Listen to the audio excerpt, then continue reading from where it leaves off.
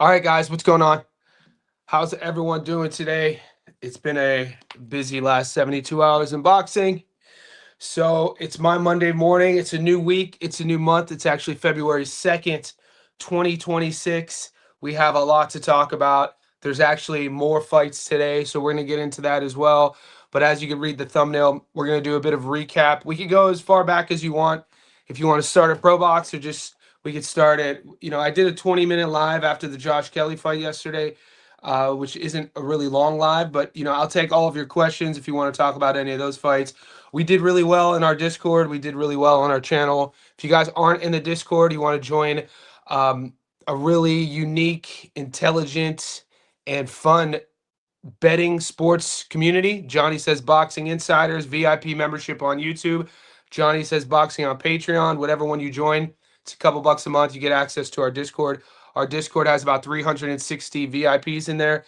We break down all, there's boxing, MMA, all pro sports, live betting, which is a great value. And more importantly, you get to join a like-minded community. That link is pinned right here in the comment section. I post all my bets. I posted 8 total tickets last week. So 8. I give you guys 8 options to bet on. And if Ryo wins today, 5 of the 8 would have hit. We hit all 4 yesterday. We hit our underdog of the week with the Swindler Says dog of the week with Josh Kelly. We hit our steal of the week with the distance going with Yuri Cedeno versus Etundi William. We hit our method of victory parlay, so a 2-legger with Xander Zayas and Shakur Stevenson on points. And we hit our long parlay, so we started a whole nother streak. Last week, our streak of 34 picks in a row came to an end. We missed on one with Andy Cruz. If Andy Cruz would have won, we would be at over 50 now, but we had to start a new one, and that hit. And we'll go over all that today. We have fights today. We have the Zuffa card. So Ryo Valenzuela's fighting. Sari Boacek's fighting against Butiev. There's some decent fights on that card. And so I have clients today. So I run a strength and conditioning gym at my house. It's a private gym. So what I'm going to do is stay on for about an hour. I'm going to take some clients, and then I'm going to come back for the fights. So I'll take all of your questions now. Let's go over the weekend that was real quick, and I'll take your questions after that. I just want to go over this, get my stuff out of the way, and then I'll take your questions. Guys, if you're not following me on Instagram and maybe you're more active there, I'm always active on Instagram, especially on my story. So just follow there. I started my Instagram in 2013. We have about 43,000 on there. I used to use it just for my fitness business. Now I use it for boxing. So just say, hey, Johnny, it's so-and-so from YouTube, and I'll follow you back. Okay, so give me 1 second. I use my story as a news ticker. That's from my mom. Yeah, shout out to Rosie. Don't wait to say thank you. Write down your gratitude. Remind yourself to be grateful. Don't wait for things to be good to be grateful. Keep it simple. Great advice from my mom. All right, so this is the moment. Oh, Josh Kelly. Josh beat that ass. 113 even. Boo. I told you Josh would win. I got him at plus 495. How'd you guys score this? Bell to ass. 113. And new. Bell to ass. Who's your boy? Who's the boy at this? Who's your man? So that's Kelly. It was a close fight. It just, not many people picked it. So this is the boys. These are the shout outs to our Discord. Shout out to Sal. Shout out to Phoenix. Shout out to Frank. Chris. That was a big win for us. A lot of people weren't picking Josh there. And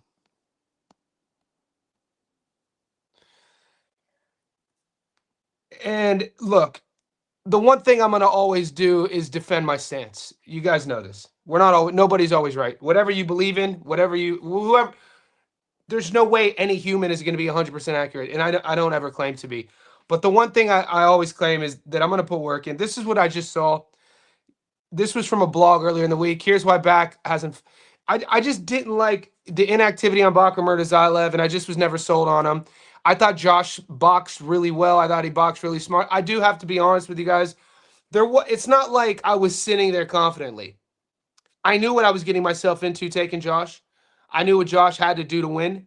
I thought he was capable of doing it. It went exactly how I thought it was going to go, but that shit was stressful. Even bro, that shit was stressful, especially when he got dropped in the ninth, and Bakram lands right on the cranium, like right on the crown of the head. It would if that punch is like a half inch to the either right or to the left, Kelly's out cold. It caught him. Thankfully, it caught him on the crown, which is like the hardest part of the skull.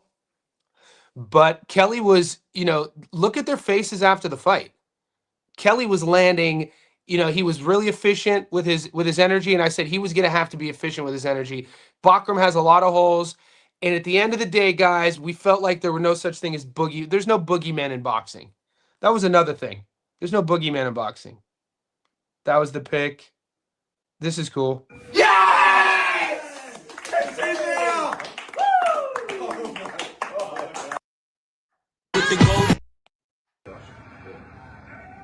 Yes! Come on. Come on, dude. Come on. How do you not love boxing? How do you not love boxing? Greatest sport on earth. Greatest sport on earth.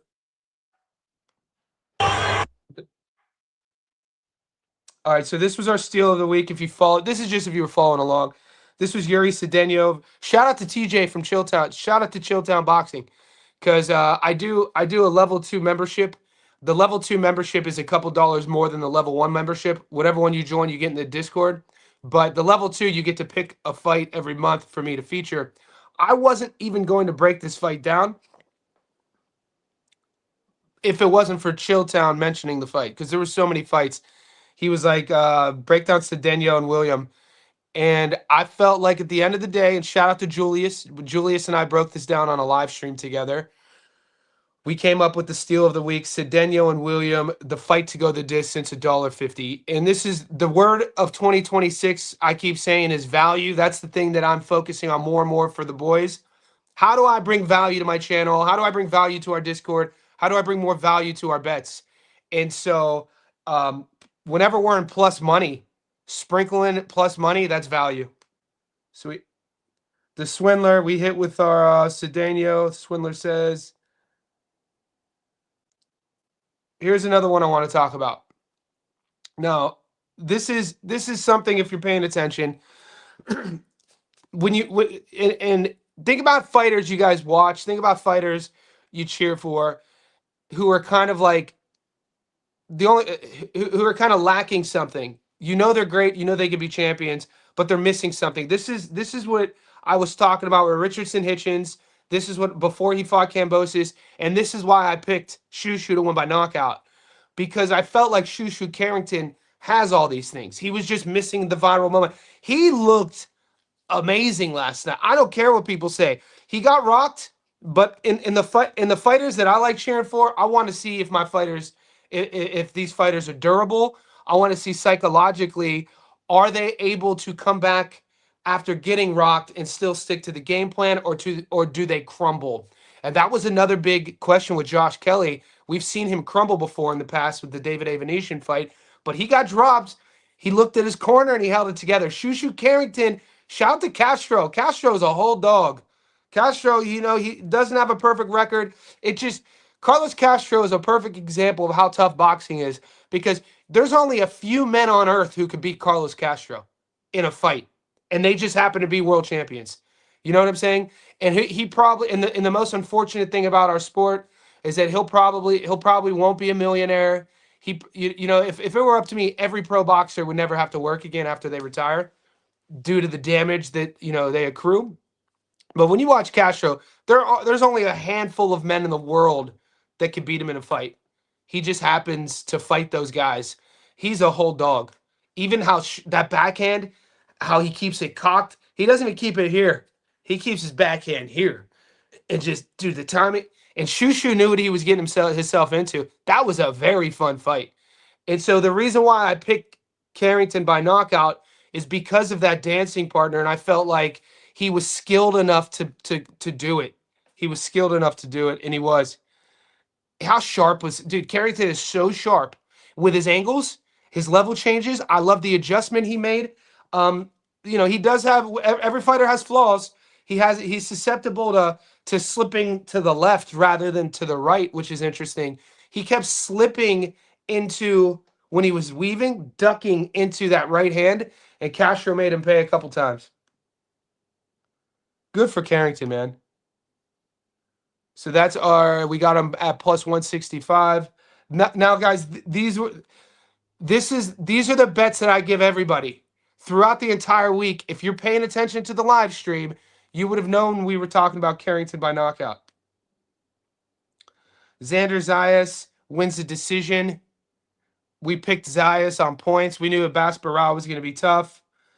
Keyshawn. I mean, all week, if you're paying attention to the live streams, if you watch the breakdown, Keyshawn was the pick. And then I said, if you guys want to get froggy, I could see a stoppage. Even though Jermaine had never been stopped, we took the fight tape back to 2021, though. I talked about the Joseph Adorno fight with Jermaine. I talked about how Jermaine was susceptible with getting dropped to the body. And I love Keyshawn's body punching. And it came to fruition. We got it late. But we got one. It was real late. And this is the two-legger I gave everybody. This was one of our tickets in the Discord, Zayas on point. And look, we're looking back, hindsight 2020, plus money. Everybody after the fights will look at this and be like, oh, no shit. Of course that was the pick. Well, did everybody take this? This is the pick that I thought was going to hit. And we're back on track with our long parlay. This is something fun for the channel. Everybody on the channel knows that what we do is every week we do a long parlay amongst a bunch of other parlays. This is like our money line. This is the money line one. This one paid plus 497. You add them all up, and there's going to be some close fights. Turhan, Kraus, Padley, Cedeno, Miller, the Adamas fight got voided, Shushu, Xander, Keyshawn, and Shakur. So that puts us at now 10, 14 in a row moving into next week. And these were the 4 ones we hit. I gave the Discord, the Patreon boys. So if you're not in our Discord, join. It's a couple bucks a month. You literally your yearly membership will get paid in a week. It would have got paid with one bet. But we do this every week if you're new to the channel. This is what we do. I put all the receipts are publicly up on my YouTube channel. Just go to posts and scroll down. Now, I give all the picks though behind the paywall during fight week. So if you're not joined, you get the picks afterwards. So dog of the week, steal of the week, method of victory, and our long parlay. And our safety net parlay, the plus 110. If Ryo wins today, boys, we fit 5 tickets. And come on, dude. I'm gonna start saying my what's ups. Maybe we stay there. Let me see if we talk about Shakur. Yeah, we're gonna talk about Shakur.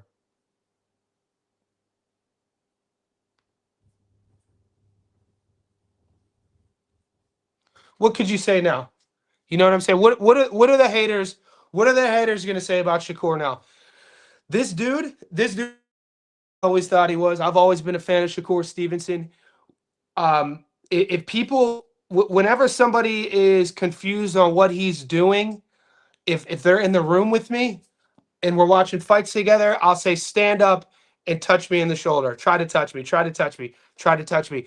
And it's just me, a 44-year-old man, and they can't touch me. I was like, all right, so imagine 2 alpha dogs at the highest level. And imagine what you do really well is you touch your opponent.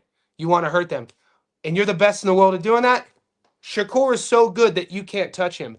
And all of this starts with his feet. I'm seeing a lot of things written about Shakur today, a lot of adoration, which is good. But part of me is like, where's that? Y'all, you got to keep that energy. And nobody better be talking shit about Teofimo Lopez, because Teofimo Lopez is still a world-class fighter. Teofimo Lopez was the ring champion at 140. Teofimo Lopez was the one who put his belts on the line. It's Teofimo Lopez who's still great. Shakur is just that much better. There was going to be a skill gap. We knew this. This is why none of those guys, part of Shakur's upbringing, were calling him out. Nobody wants to fight Shakur Stevenson. And this is why afterwards, Shakur thanked Teofimo Lopez. Did you watch all fight week? The energy Teo was bringing, comical. Everyone saying, oh, "This is what he does. He fights good against southpaws. He fight." Shakur just knew. People know in boxing. People know how good Shakur Stevenson is. His management of space and range. It all starts with his feet, his balance, his base, his foundation. He's never out of position. His mobility, upper body. He can make his shoulders be here, and his lead foot will be a foot out in front. So if this is him standing linearly, he's here, and all of that is base and control. And then you add the timing, you add that jab, and then the psychological component, his speed. His timing is like we've never seen. He still has holes in his game, though. There's still holes in his game. He backs up on a straight line sometimes. But, for people who've never seen him, he's not a runner. He stood right there in the pocket. Once he gets your timing down, you're kind of cooked. I'm going to start taking questions. We're 15 minutes in, 35 people in here. Appreciate the support. Like the page. Subscribe to the channel. Make sure you like the video. And if you haven't jumped in that Discord, let's jump in the Discord. I'll show the Discord in a second. I want to say what's up to everybody. Champ, you think Jose Valenzuela goes to this? What's up, Sean? I have Ryo on the cards. We haven't seen him in a while. You think we'll pull up that fight in a second. I got to look at the odds. Had my best weekend yet. Keyshawn by knockout put me over 5,000. I was sweat. Good shot. Good stuff, GK. We were all sweating. Yeah, because we had, it depends on the strategy of how you bet. It depends on your bankroll. How I bet is I had Keyshawn on 2 tickets. I had Keyshawn on the long parlay. And with our long parlay, when you have so many legs, I never go heavy. Half unit. I'll do a half unit on the long parlay. I go heavy on these sort of props. So those are the ones to be sweating. I'll go heavy on the underdog. So the heaviest bet I went on this weekend was Josh Kelly to be Murtazaev. I was all in.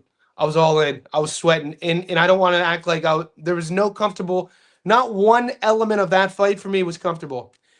It was like I was watching the Josh Kelly Murtazaev fight. I broke it down in quarters, 4 quarters of the fight. Can Josh get through these first early rounds? All right, can Josh drag Murtazaev to the middle rounds? And then when Josh was pot-shotting him, catching him clean with the one shot, and then dropped him, I was like, damn, Murtazaev's timing's off. Murtazaev was struggling with that. A reflex style is a really difficult style in general. You mix that with Murtazaev being 33 years old and not being active, it's going to take him a while to acclimate, if at all, to what Kelly is doing, and I knew that going into it. But that shit was stressful. Even how round 9 unfolded, how round 10 went, and then Kelly recovered in 10. 11 and 12, Kelly did what he had to do. But we knew the politics in boxing were going to be there. I told you guys in the breakdown, it was in Newcastle. This is what you got to bet on. I mean, this is Josh's hometown. It's his backyard. The crowd's going to go crazy every time he does something good. And we were up. You and that damn hat, you were right again. Anytime you wear that hat, I go against the hat. It's the swindler hat, Mr. Reed. It's the swindler hat. They call me the swindler on Twitter. I don't know why. I think some of the trolls, it's weird that we have trolls, I guess. And some of the trolls are uncomfortable with how we do our thing here on Johnny Says Boxing. So they said that I swindle people. And I used it as my marketing tactic. I was like, I do. We swindle the bookies. This is the swindler. The swindler. The haters are real quiet. They're good. Hey, man. We could all be friends, though. I left Gary a message today. Gary and I talk all the time, 3D. I'm not, I actually, since 79 went on Gary's 2 days ago, showing his face, I like 79. He's good value. He's younger. To see that he's younger, it makes sense. When I was in my early 20s, when you're a younger man, you're very, like this. It makes sense. But it takes a lot of balls to take the mask off and go from an anonymous page to doing what we do, because you're putting everything out there. I literally invite you guys in my home every day. And so when I get trolls who are anonymous, I treat them a certain way. But then, if it's, because 79 now is doing live streams with Gary, I'm like, all right, I got no hate for him. He could hate on me, but it takes a lot of balls to come with no mask on and talk about boxing. What do you think about mate? I didn't know how to take it initially with the wig coming off. I didn't know how to take it. This is 2 weeks in a row that look, I put a lot of faith in people I speak to behind the scenes. I'm sure you guys have your own network that you're in WhatsApp groups with, or even maybe in the Discord, guys you're talking to about the boxing picks, and then you'll come to the channel to see what I'm saying. We all do that. It's normal. I take credit for my wins and I take full accountability for my losses, but Jarrell Miller was never on my radar to pick to bet that fight. I threw Jarrell Miller on our long parlay. I was like, he should get through eBay. But in my ear, I had one of my boys preaching to me, dude, Miller's going to knock him out. Miller's going to knock him out. I was like, bro, he hasn't fought in forever. He's 37. He's slot. So I missed on a prop. I took Miller by knockout, which missed. And the fight was kind of a, you know what? I think Miller redeemed himself when the wig came off, because that was kind of the biggest hesitation when we saw the hairpiece come off, is how is he going to react to this? I initially thought he was going to try to box through it and try to act like it wasn't a thing. But when he ripped it off and went like this to the crowd, that was a saving moment for him. And I think that in hindsight, people will look back. I think that was a very endearing and very important moment for him. I'm glad he did that. No one picked Bakram. No one picked again. And we stood on 10. It's not, bro, it's not like we just picked Josh. I did breakdowns on this shit. I was defending it. I did debates on it on live. So it played exactly out how we thought it was going to play out. It played exactly out how we thought it was going to play. And if you would have been an early adopter to the pick, you would have got Josh at crazy money. Those odds actually came down a bit. I'm glad I didn't believe in Bakram's hype. There's always hype with punchers, and we'll see that again. Yes. And once again, I think moving forward, boys, as a team, it's something I do that I talk about, but if you guys, I mean, there's a big percentage of you boys here who know just as much as I know. And this is why our channel is so strong. It's just that I'm the one speaking. So I guess you could call me the conduit of the knowledge, right? There's sent from Pet. A lot of you boys are doing the same exact work that I do. It's just that I stream it, right? It's the only difference. I don't try to sit here and say I know more than anybody, but I feel if you missed on that pick, and you can't always go off of the fighter who is doing really well at that moment in their career. What I like to do is find moments in their career, what launched them into the mainstream, which fight went viral, and then dissect that fight, and then who did they fight. And all fight week, I said, how are we? You guys who are picking Murtazaev as the boogeyman, you must really be rating the Tim Tszyu fight, because I watched Tim since he turned pro in 2016. I live in Sydney. He lives in Sydney. I've seen Tim. I've been in the same gym training with him. Not as big as you think. He's only 5'9". I'm 5'11". Not a big dude. 154 pounds, which they fight at. I walk at 185 pounds. I'm third. The reason why all this is significant is taking the 7 minutes that Bakram fought Tim, that created this aura. I watched Tim against Terrell Gausha, a welterweight, struggle with Gausha, and then he won the fight. He got dropped against Terrell Gausha. So my point is, what I always try to do. It's not going to be 100% foolproof. It worked for us on this instant. Find the moment in the fighter who's hype. What made them go hype? Now, sometimes it's a whole career. Like a guy like Shakur, you don't have to do that. Shakur's career resume speaks for itself. We've known about Shakur for a decade, even in the amateurs. Murtazaev, not the case. Some of you guys maybe watch the Jack Colque fight. Maybe the true blues will know Jack Colque for sure. But the average fan, the casual, never heard of Jack Colque. The casual never heard of Bakram until the Tim Tszyu fight.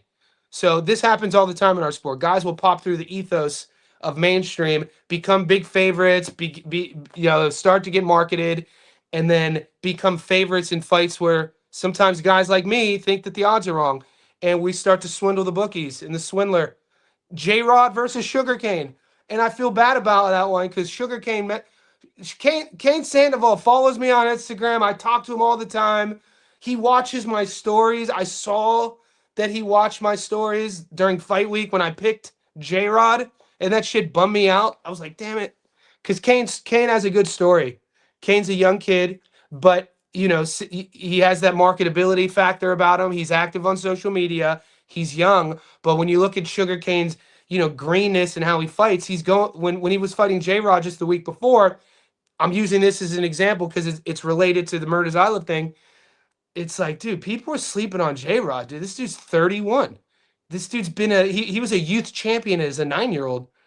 You know what I mean? Like this dude was a youth champion too, not just an amateur, Golden Gloves guy. He's been in the game a long time.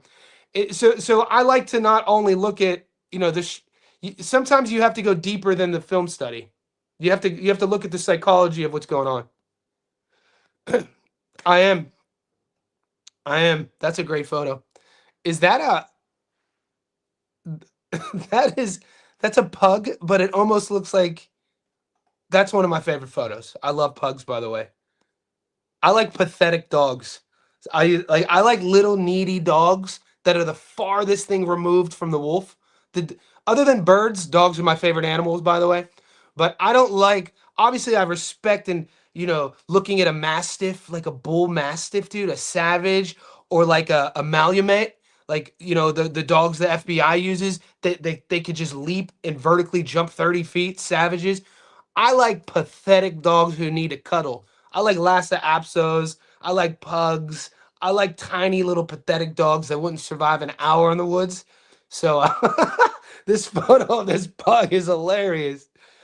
I thought the 9th round of PBK fight was 10-7 because I turned the commentary off. There was no easy moment of that fight for us bettors. I was sweating it. Yeah, betting is a stressful thing. What's up, Troy? Troy Duck. Is that Keenan and Kel in your profile pic? I'm curious where Bakram will go from here. No doubt he'll get fights, though, since he looks vulnerable. But again, he's going to look great against guys who want to stand in front of him. We knew that, boys. We were like, is Josh really going to stand in front of him? And Kelly moved way less than we thought he was going to move. And watch the film study tape. I said that Kelly punches harder than people think. Look at Bakram's face. Dude, you're going to give it, and a lot of times the power comes from angles.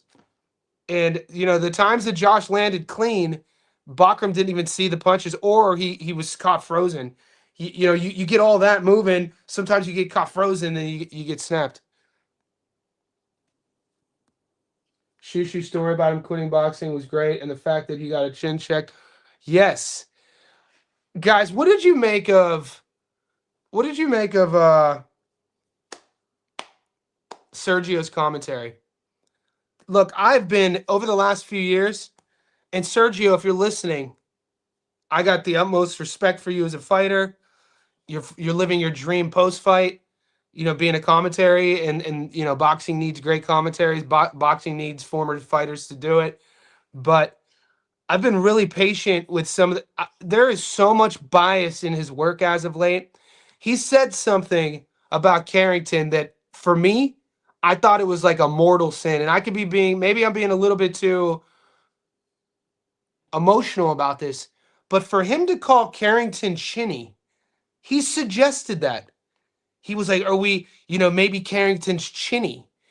Knowing how in boxing that word is thrown around recklessly by casuals, the word chinny is thrown around in the wrong context. Just because you get wobbled, you're not shit. Even if you get dropped and you get up, that's like calling Naoya Inoue chinny because he got dropped against Neri and Cardenas is wrong.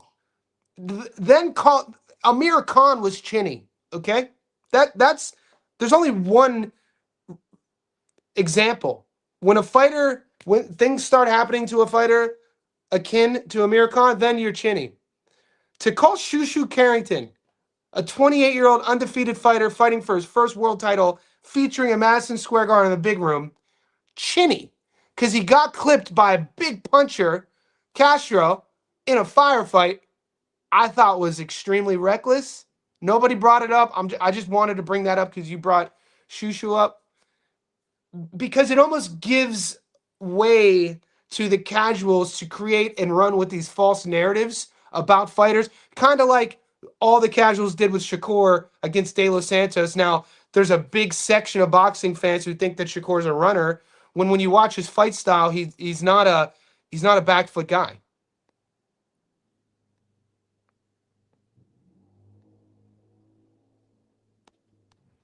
I cannot wait to see Carrington. I think Carrington beats Angelo Leo. We'll see. Nick Ball has Brandon Figueroa, so we have to respect Nick Ball for what he's been doing. But you know who I'm going to say? Shushu versus Rafa. Rafa's one of my favorite champions in all of boxing. You couldn't pair two nicer guys against each other with two electric styles. Specifically, how Rafa boxes, how tall he is, but he wants to be in your wheelhouse. And then Shushu will play that game with him. You got to give Shushu the speed advantage, though. You got to give Rafa the power. Rafa gets the height, the reach, the power. You got to give Shushu the speed and probably the sharpness. These are two of my favorite fighters right. Guys, we are in a great spot right now with boxing. We just got to see, Teo and Shakur fight, with both in their primes, 28 and 20. We have a bunch of these fights going to take place. Let's go, Johnny. Great weekend so far. Let's close it out. This is Sal.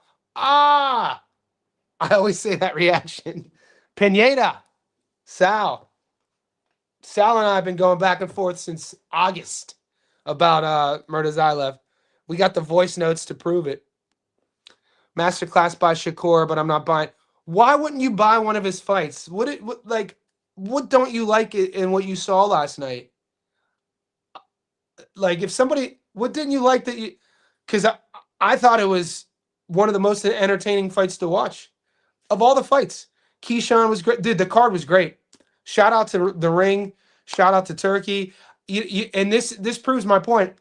Do you guys remember one of the first cards the ring did in Times Square with Ryan and Raleigh and ABJ and Teo? There was no crowd. You need a crowd. Think about how all the fighters performed.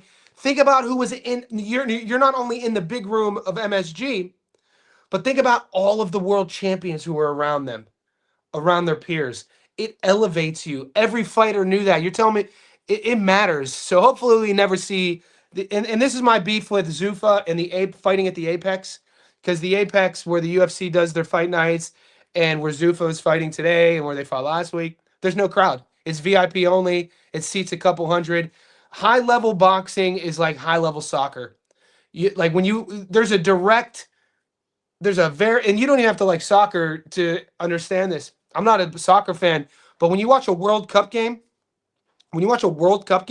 versus like a league game or wherever you live in the world, everything matters. When you hear the chanting, the crowd, the level of play, high level soccer, I'm not even a soccer, is one of my, I watch the World Cup just to hear the crowds and the level of play, because I like watching humans perform at the highest level, whatever they're doing, whatever it is. If I get to see competition at the highest level, no matter what it is, I'm going to watch it. And so, but when you watch soccer at the lowest level, it's why I don't watch the sport. I didn't grow up playing it. Boxing the same way. When you see boxing at the highest level, crowds make fighters, athletes rise above sort of even sometimes their potential. Like, you put Shushu Carrington in a hall, maybe in front of 1,000 people, he probably wouldn't fight like that. He fought brave.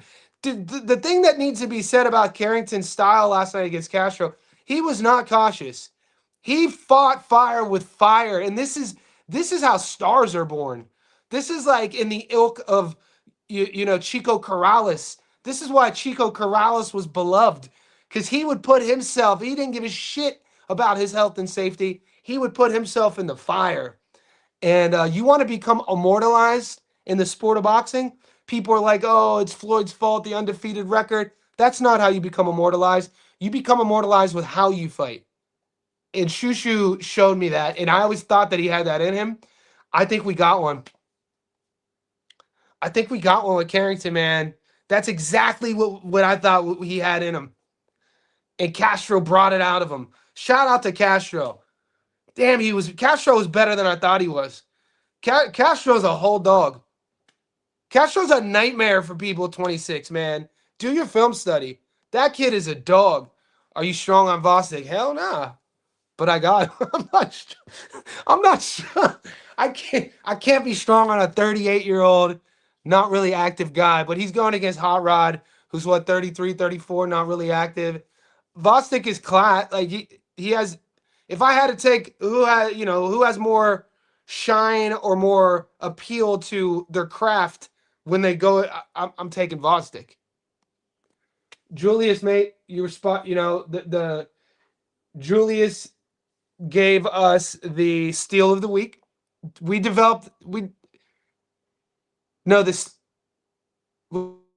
Denyo versus William Atundi. We did another parlay together on the live, but shout out to Julius. Julius is the OG. Julius is the sniper. That's Mr. Sharp. Shakur could barely put 2 punches together, even though Tay was... Okay, so what are you talking about? Did you not see the punch stats? I'm glad I screenshot this. This is another fake narrative. I just screenshot this. Okay, so this is to dispel IGQ will. What does that say? These are the stats from last night. So Teo lands 72, Shakur lands 165. But you said he could barely put 2 punches together. What do you mean? Teo throws 468, Shakur throws 372. And so 44% efficiency to 15% efficiency. When you have a guy like Shakur Stevenson, he's not going to waste anything. This is what makes him special. A long list of things that make him special. But being efficient, punch placement. One of my favorite things he does is when he baits you in with that jab and you get frustrated and he'll just sink that backhand right to the liver, boom, and then snap it back. He throws it like almost like a uppercut shovel hook, but he just slaps it. And just to let you know, he's like he'll play. You get Teo like you usually start seeing him throwing it around the 3rd or 4th round when his opponents start getting frustrated, and he uses it as pow. You better watch that ass. He lets you depict how much you want to get beat up. So if you don't like that like for me, a guy who hates bullies, who is a runt, I didn't grow into my physicality until late. All my friends, I played competitive. I was playing 4 competitive sports as a 7-year-old. I didn't grow. When I was 12, I'm playing 4 sports year round. When I'm 15, I'm playing 3 sports year round. I didn't grow until I was 16. So I'm playing quarterback as a 5'2" kid with like 6 footers, right? My whole point is, in my mind, now I'm, my grown college size, 5'11", 185. My mind, though, is I'm still that 5'2" kid. I hate bullies. So I love the fact, Shakur's so good, he'll let you decide how much you want to get beat up. You know what I'm saying? That's what he did last night to Teo. He's like, all right, how much you want to get that ass beat? Bing, let's go. Shakur's skills, his speed. And I don't want to hear, once again, I don't want to hear anyone talk shit about Teo. If you lost money on Teofimo Lopez and you're talking shit about Teofimo Lopez because you lost money, you are a degenerate. Don't gamble. If you ever find yourself gambling and you lose and you start trashing fighters, you are a degenerate. You shouldn't be gambling. That was the worst effort of his career. By far, in my opinion, Teo is 4-4 in his last 8. I talked about the Sandor Martin fight in my breakdown. I talked about the Jermaine Ortiz fight in my breakdown. Saying that Martin and Ortiz were robbed, I'm not going to adhere to that. I don't really like the word robbery. Those were close-ass fights. I talked about the Claggett fight. I said he fought Claggett down at the Caribe Royale in Orlando. Claggett, tough as nails. You know what? I blame Steve Claggett on why I picked Subaru Matias. Are you guys paying attention? I would. Do you guys? Are you able to connect the dots on what I just said there? I'm gonna say it one more time. I blame Steve Claggett on why I picked Subriel to beat Dalton, because Steve Claggett handled Matthew Germain. Claggett's a Canadian. Matthew Germain's a Canadian. Matthew Germain, in his first fight outside of Canada, came to the UK in a feature fight, the fight before he fought Dalton, the fight before Subriel. And Dalton struggled with he dropped Matthew Germain a couple times, but Dalton was like a plus 110 to win by stoppage, and he took him the distance. And I'm like, all right. I'm like, part of the film study was like, I think Dalton's a little bit overrated. He couldn't get Matthew Germain out of there. Steve Claggett, he fought him, and then based on a Claggett, doing well against Teo, but I just don't think people realize how good of a boxer Shakur Stevenson is. The little things, it's the minutia of the sport, controlling range with your jab and your feet, his balance, his foundation, timing. You make one little mistake in Shakur's strike zone, you're getting tapped. Dude, that catch and shoot he was catching Teofimo with, the body punch. Teo had no answers. He's only 28 years old. I think that I'd like to see him with maybe a obviously I've always wanted him to change camps. I'd like to see Teofimo Lopez with maybe, like, could you imagine? Like a Robert Garcia type, maybe Abel Sanchez, somebody out in California. He needs to get it. He needs to get himself. He even talked about this camp. Who's he sparring with? He needs to go to a camp where he's not the A side again. He needs to. If he at 28, he's still super young. Super young. He's just now in his physical prime. With all those skills, if I were him, I would strip everything away. I would go to a camp where he's treated like another athlete, where he's not treated like the A side, and he rebuilds mentally. He starts sparring again with guys he doesn't know. He starts doing all the little things. But Shakur, this was a skill gap, though, guys. People were going to blame Teofimo's dad because his dad was off on something. Teo Sr. was off on that something. I don't know, but he was definitely off on something because his corner work was less to be desired. But I don't think it would have mattered, man. What Teo's skill set is versus what Shakur's skill set is. Teofimo is a guy who relies on his athleticism, his explosivity. Shakur is a guy who relies on his timing. Timing beats all of that. Once the athlete and the explosive guy gets frustrated, he's then going to take unwanted risks. The reason why Teofimo didn't get stopped is because he didn't want to get stopped. It's not because Shakur didn't stop him. This is another false narrative. Teofimo Lopez didn't get stopped because he didn't want to get stopped. He wanted to survive. If he wanted to be more aggressive, Shakur would have stopped him. What Shakur did was domesticate him. Shakur Stevenson domesticated Teofimo Lopez around the third or fourth round. And from around the third or fourth round, of all the money in the world I had on a decision, I went to the bank and cashed out in the fourth round. You could see it. Teo stopped leaping in. He was like, all right, every time I do that, I'm getting hit hard. I'm just going to stay at this range and try to go 1-for-1 with him. I'm not going to be able to get off on him. He's way better than me. And that's when you domesticate a guy with your jab, with your skills, with your reflexes. You could have put Teo in there. They fight 100 times. Shakur beats him 100 times. He could have stopped Teo. Glad he didn't, though. He needed a decision. Johnny the Swindler stuffed my tube. The Swindler says, we're up. The energy, the fights, and everything was great about this card. Honestly, keep all these big fights in the States. No need for Saudi. Yeah, the energy. Did you guys even notice the ring? I know some of you boys were at the fights. You guys messaged me. The ring looked amazing. They kept doing that aerial perspective, like the God's eye view. And the ring itself, the foundation was like digitized. It was all black with it looked sharp. That ring, it was big ass ring. but like the foundation and the aesthetic of it, it was like lined all black with like a red trim, and it had um kind of like lights on it. Everything looked real dope.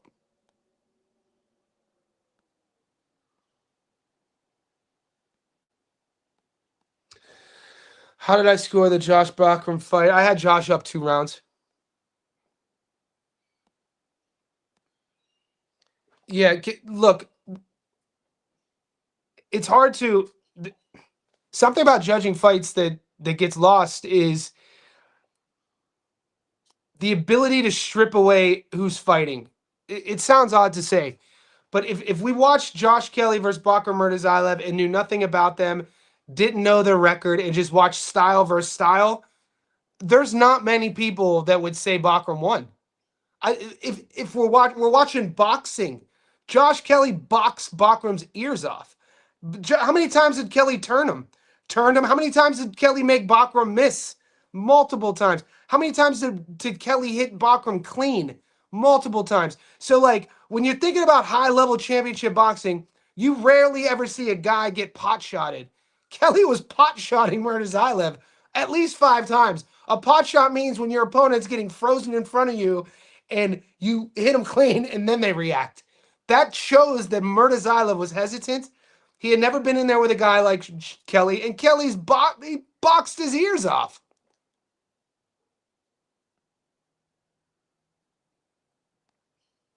I think Kelly just boxed way more efficient. He normally, yeah, that was our biggest hesitation was Kelly was going to have to be efficient, and he was going to have to stay switched on. Because the one thing about Murtazaev's style, it's a stressful style. It's a stressful style. You look at him, he looks like he's from like, you know, 2 evolved men before us. You know, like the scale of like the 3 million year scale of the evolution of man. Like Homo Homo sapien, Magna Cro-Magnon man, Pro-Magnon. You look like you're dealing with like a human from like 3 humans ago. So just the aesthetic of Bakram is stressful, and then his style is stressful. The intention of what he's trying to do is stressful, but very beatable. It's a very beatable style. And when you think about what Tim Tszyu does, it's literally Tim Tszyu and him were the same. It's just Murtazaev got off first, and Tszyu had 0 game. And how many Plan Bs did Murtazaev have? How many different levels to Murtazaev's game did he have?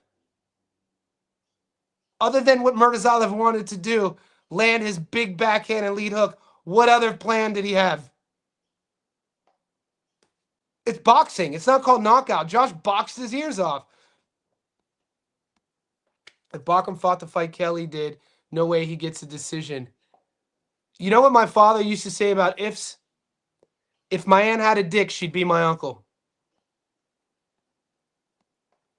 Adames missed out on a golden opportunity. That version of ammo should have been stopped inside of 6.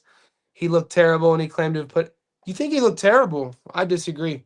You guys have to understand how difficult it is to fight an entire camp preparing for one guy, and then 24 hours later, you get a surprise. Here's a new guy. Like, that shit is hard. He fucking Windy Tucson isn't necessary. Windy Tucson is a good fighter. This shit was hard to do, man.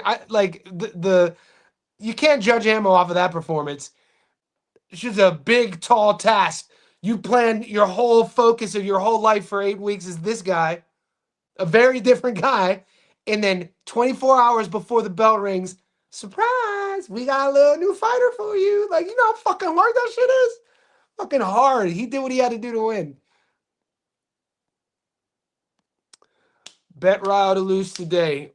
Nah. Robert's going to have that boy switched on. Ryle's a very proud guy, man. You know, he has lost, what, 3 out of his last 5? Young kid, former champion. Ryle's a proud guy. Garcia's going to have him ready. I would like to see Bakram and Abbas Barral. I wouldn't.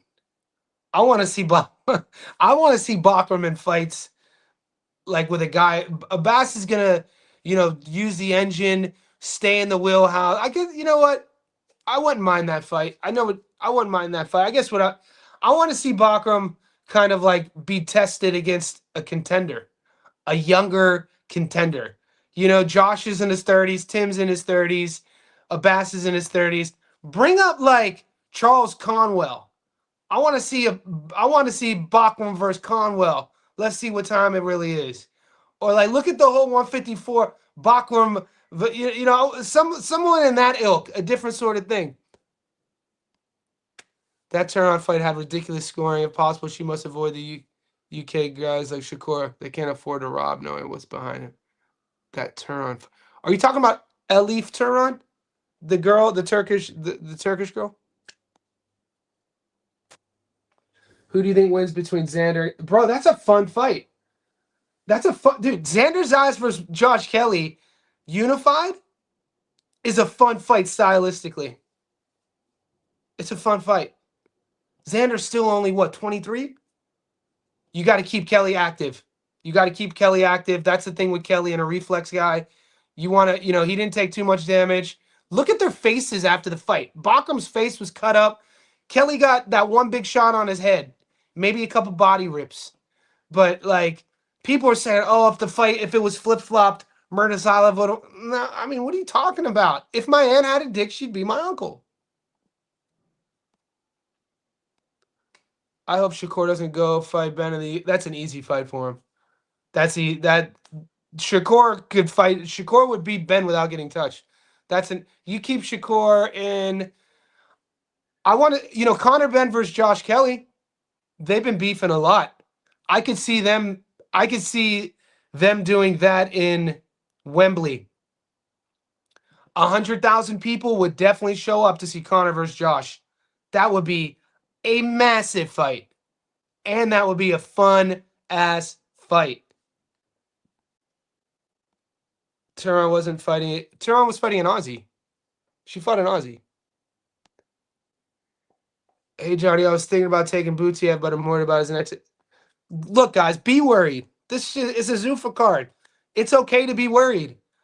I don't know many... I'm not, like... If I've never heard you say, this Zuffa card that's about to take place today, this isn't one of those cards to be like, all right, I need $2,000 because I owe my drug dealer $1,000. Rent's due. I haven't paid my car in like 3 months. That shit's about to get repoed. I'm about to get kicked out the crib. We got this Zuffa card today, so I know I'm going to hit. This ain't that card. Sorry for the awful analogies, but be worried. This is a Zuffa card, their second card. Half unit. I put a little sprinkle on the dog, but dude, I'm fried, guys. We had so much boxing. I did so much tape. I did like 50 hours of tape for you guys. Starting on Friday. So I've already made it through. I'm gonna be watching the Zuffa card with a giggle. Win or lose, I've already won. So don't bet. Stop betting. You don't have to bet if you're worried about a boot. If you're worried and stressed out about a Butiev versus Serhii Bohacek fight, don't bet. Key Core Kelly, Armand, we up. We still good. Espo stops Carrington. He'll put. I'm a fan of both guys. That's a tough one to call. If that goes down, certain fights for me, I love breaking tape down. I would love to tape both of those guys. Much love to y'all just popped in. We appreciate you, Armin. We appreciate the positivity.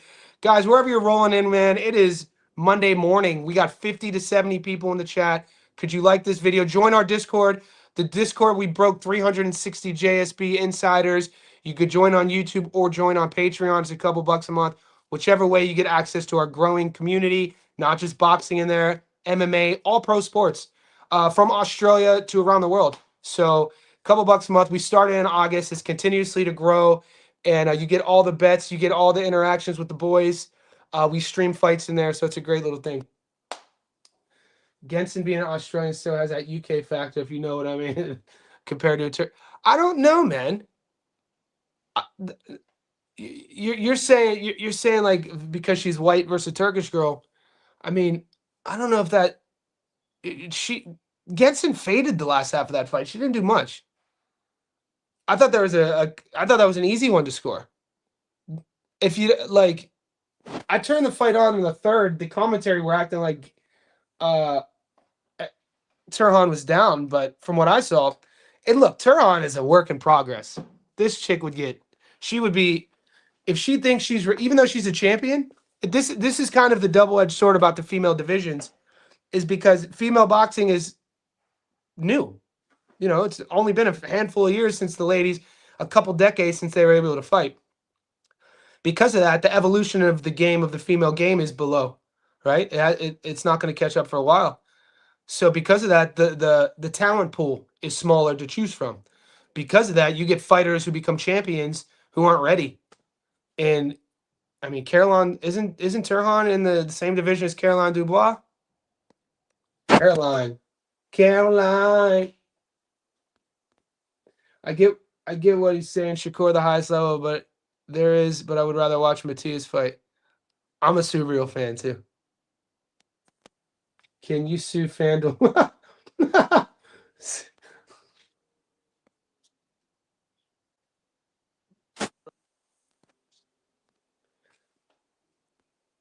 They already hate on Carrington performance.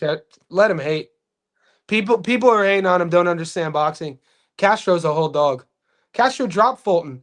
Castro, dude, the danger in you don't need, there's danger in fighting a guy like Castro, and not all guys could deal with that danger. And you better tip your hat to a guy like Carrington, who not only dealt with the danger, he faced it head on. He wasn't running. He fought him in a firefight. That was one of my favorite fights. That was a fun ass high level fight. What, dude? 2 or 3 times where Bruce walks himself into the corner and he's playing the most dangerous game against Castro. Who can land our backhand first? Like, what?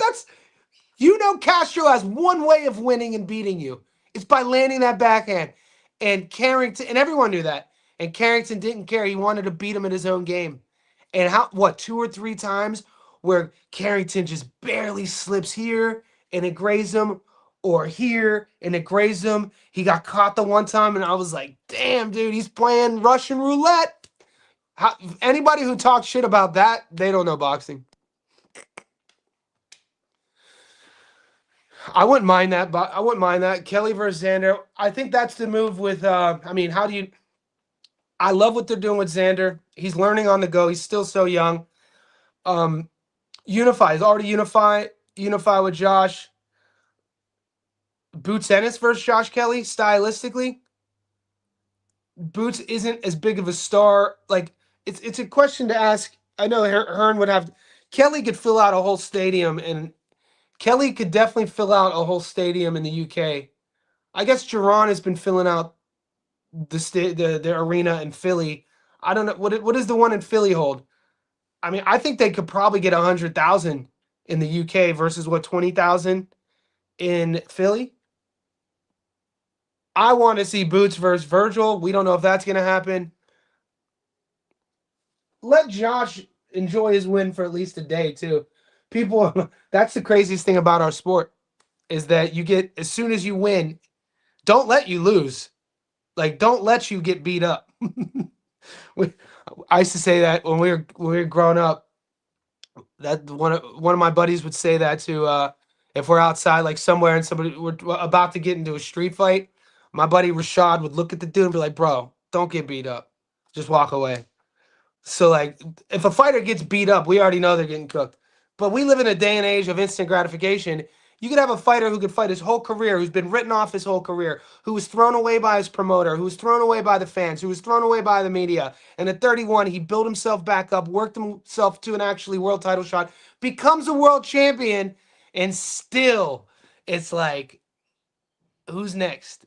That's the game we play. What's up, Don Julio? Justin Valoria. I'm a fan of Valoria. Oscar Perez. I like Valoria's pedigree. I've watched Valoria. He's still growing into who he's going to become. He's a proud fighter. He's an aggressive fighter. It's going to be a fun fight. I got some action on Valoria. Any fights next week coming? Nah, we got fights. We got a lot of fights next week, Pat.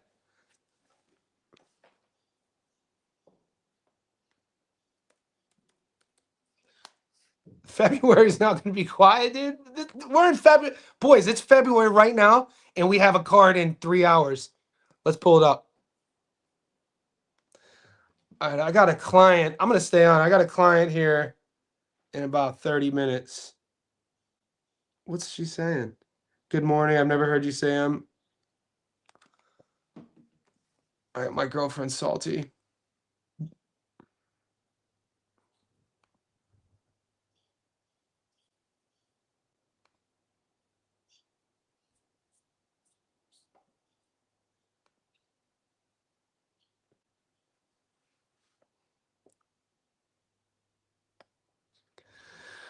All right, so these fights take place in 2 hours, okay?